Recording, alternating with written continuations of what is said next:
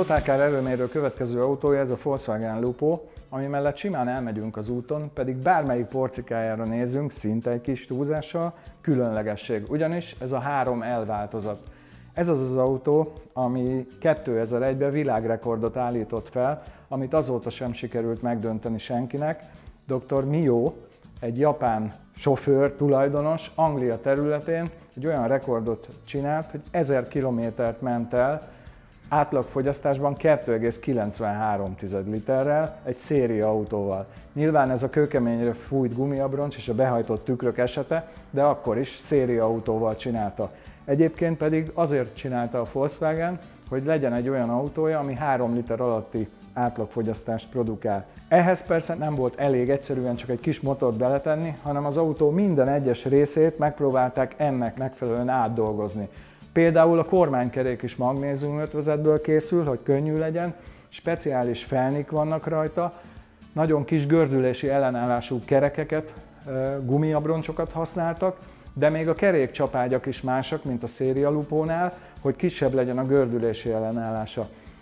A karosszéria sem olyan, mint a normál Lupónál, mert bár ugyanúgy lemezből készült és a fő elemek azonosak, de a burkoló lemezek vékonyabbak és más típusú lemezből készültek, hogy a merevsége ugyanúgy meglegyen.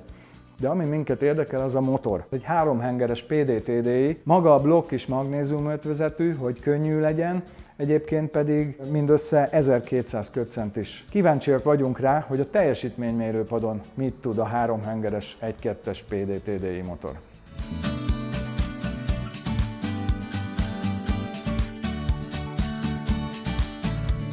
Annó ezt az autót azért kerestem, mert munkába járásra szerettem volna használni, illetve a mai napig arra is használom. 45 kilométeres távolságra közlekedtem vele akkoriban. Egyébként 5 éve vásároltam, 5 éve van nálam az autó. És akkor én úgy kalkuláltam, hogy körülbelül, ha nem lesz különösebb nagyobb problémája az autónak, akkor ilyen 2-3 év alatt nekem visszahozza üzemanyag spórolásban az autónak a vételárát, úgy mondván. Ezt 400 000 forintért sikerült megvásárolnom akkoriban. Lehet, hogy ez egy kicsit soknak tűnik egy ennyi idős autóhoz képest, 19 éves az autó egyébként. 3 literesnek hirdetik ezt, persze nevezhetnénk ilyen álomértéknek, meg lehet vele csinálni, hogyha a forgalmat így feltartja vele az ember. Az én saját rekordom az olyan 3,3 körül van, ezt úgy sportosan vezetve is még mindig 4 liter alatt lehet tartani a fogyasztást, tehát ez rendkívül fontos. Az autóban jelenleg 325 000 km van az óra alapján, de valójában én úgy sejtem, hogy olyan 500 000 körüli ez az érték. Problémák vele? A váltója esetleg, ami gyenge pont lehet, ez egy robotizált váltóval rendelkezik. Ezt úgy kell elképzelni egyébként, hogy egy hagyományos manuális váltó, amire rátettek egy elektrohidraulikus váltórobotot. Igen, ez az autónak a gyenge pontja. Az elején sokat kellett vele foglalkozni, de most már nagyon hálás jószág.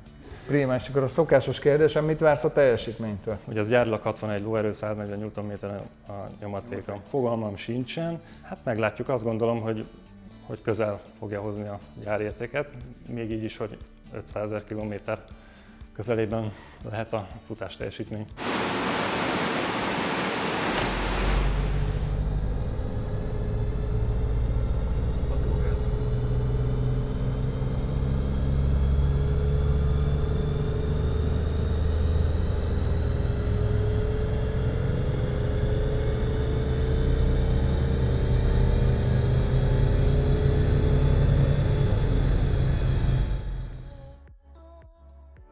A Carvertical mintajelentésében ezúttal az Egyesült Államokban forgalomba helyezett 2013-as Volkswagen Golf TDI szerepel.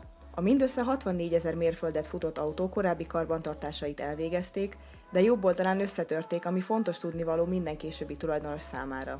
A legkérdezésből megtudhatod azt is, hogy mire érdemes figyelni az egyes dízel és benzinmotoros verziók vásárlása előtt, a videó alatt található linkre kattintva pedig 20% kedvezménnyel veheted igénybe a Carvertical szolgáltatását. 3 literes Lupo meglepetéseket hozott. Például az, hogy hajszál pontosan tudta a gyári teljesítményét, kerekítve tényleg 61 lóerő, illetve 1 Nm-rel maradt el a nyomaték, és nagyon szép görbét is rajzolt, főleg a teljesítmény görbéje. Ugye ezt lehet látni, hogy ez elektronikusan le van szabályozva ez a motor, hogy ez 61 lóerős legyen. És pont itt ezen a 2000-2500 közötti tartományban itt van a maximális nyomatéka. Nyilván úgy próbálták hangolni a robotizált váltóját is, hogy itt váltogasson a maximális nyomatéknál. Tehát ez egy jól kigondolt koncepció.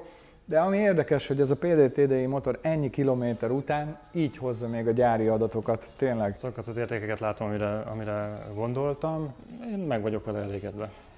Azt hiszem nem is lehetsz máshogy, mert tényleg gyári értékeket hozza ennyi kilométer után. Köszönjük szépen, hogy elhoztad. Én is köszönöm a lehetőséget.